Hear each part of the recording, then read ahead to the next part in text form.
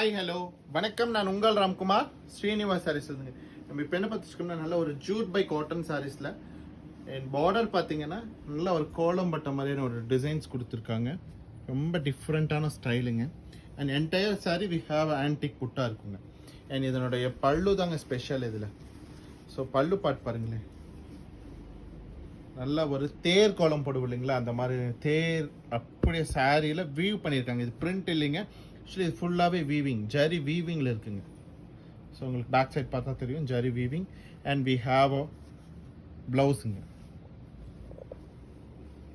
Sorry number 2 பாருங்க, நல்ல ஒரு லைட் கிரே ஷேடுங்க.